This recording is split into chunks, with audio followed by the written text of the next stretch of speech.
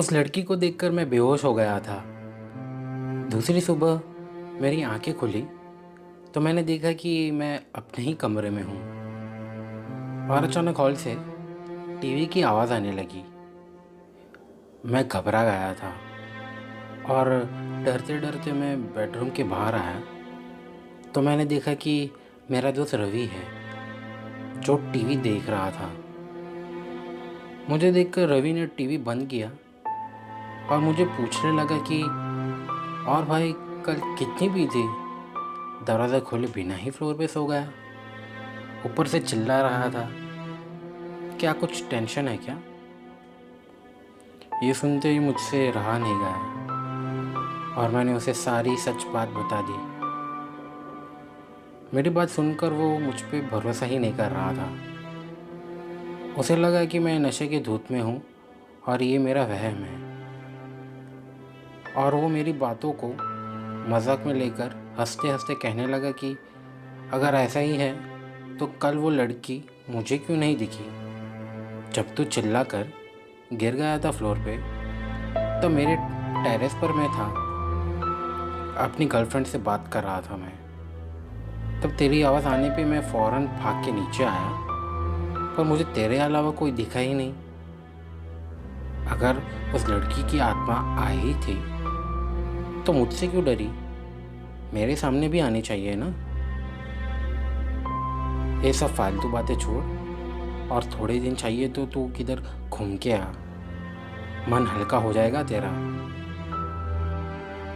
एक तो काम का टेंशन, ऊपर से इस बच्चे की अचानक मौत, ये सब के कारण ही मैं डिप्रेस्ड हो गया था। कहीं ना कहीं मुझे रवि की बातें सही लग रही थी।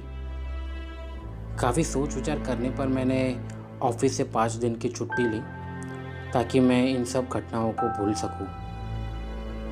इसलिए मैंने सोचा कि मैं मेरे भाई के घर ही चला जाता हूं जो सूरत रहता था। इसलिए मैंने फ़ौरन ही उसी दिन ट्रेन की टिकट कटवाई और बांद्रा से ट्रेन पकड़कर सूरत रवाना हो गया। सूरत पहुंचने पर मुझे फ्रेश महसूस होने लगा। काफ़ी वक्त से मैं मेरे भाई से मिला नहीं था। इसी बहाने उससे मुलाकात हो गई। वहाँ मेरे दिन अच्छे कट रहे थे। मेरे भतीजे से खेलकर मैं भी बच्चा बन गया था,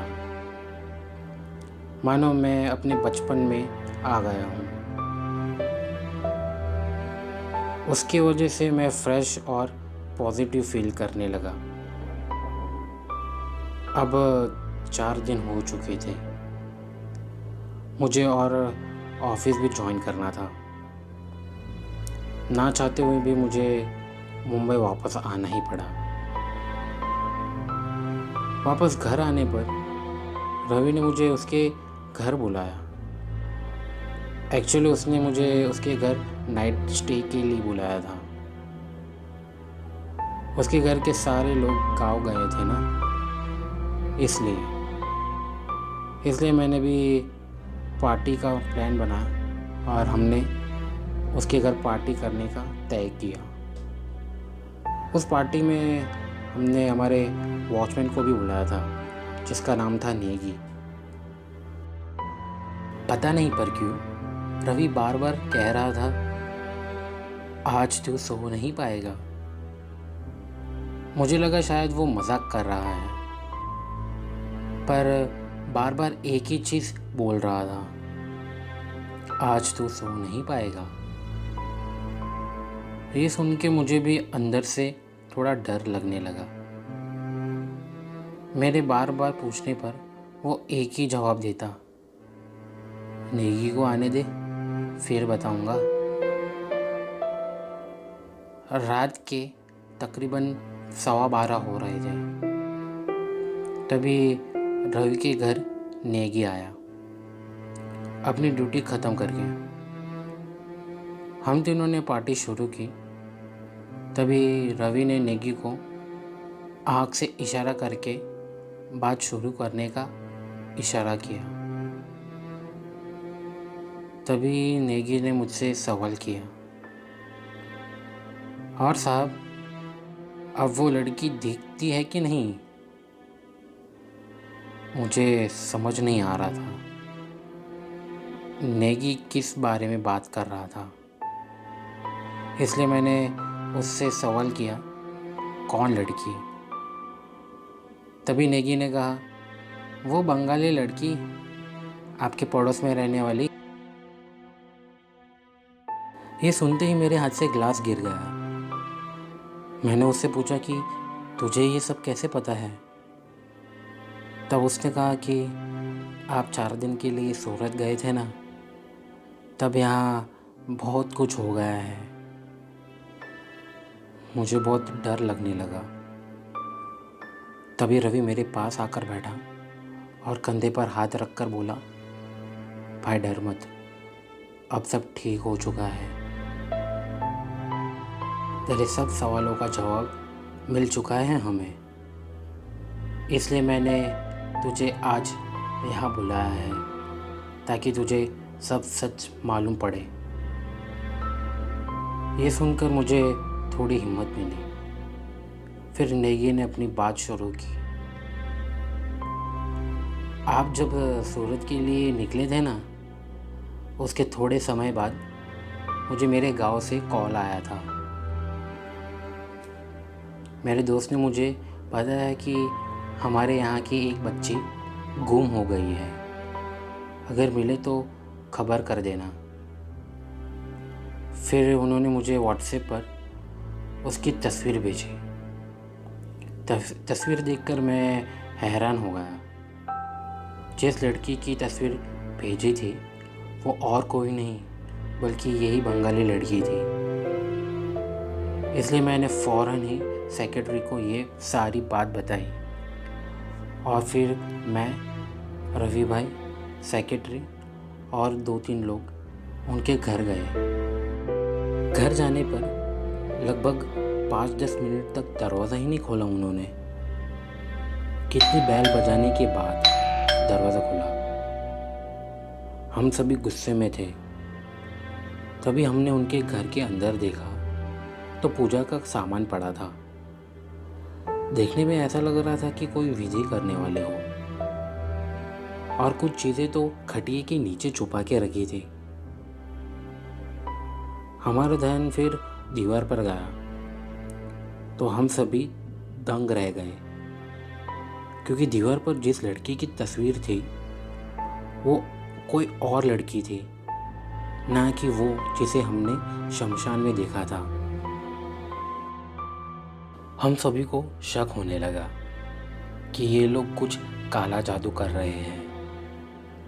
हमने उनसे पूछा कि कहाँ से आए हो और किस बच्ची की तस्वीर है ये?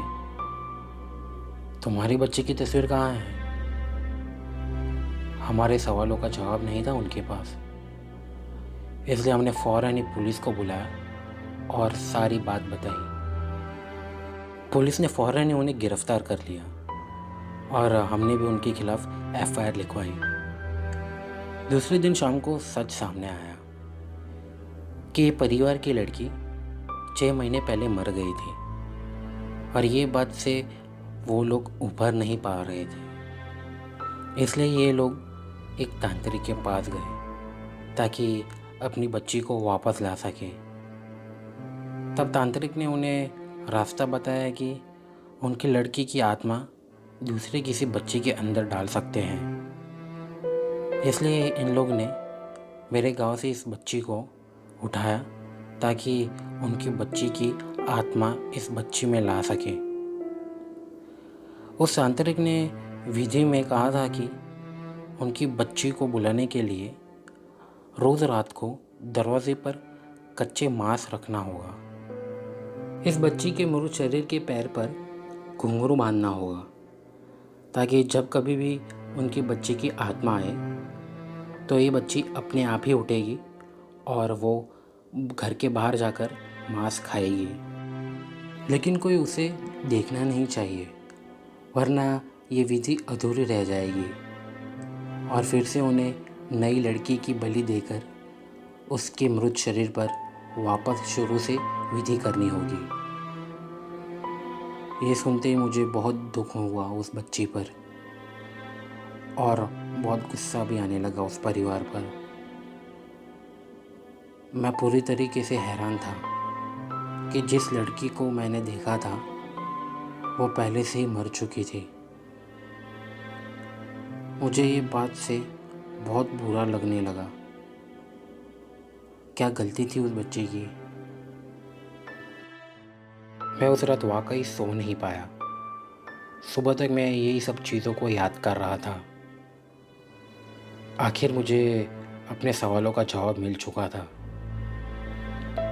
पर कहीं ना कहीं मुझे फिर भी डर लग रहा था।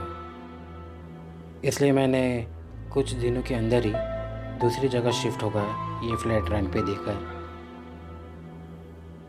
आज लगभग 1.5 साल हो चुके हैं, पर मैंने अब तक किसी से ये नहीं सुना कि वो बच्ची आज भी किसी को दिखती है। शायद उसकी आत्मा को शांति मिल गई हो।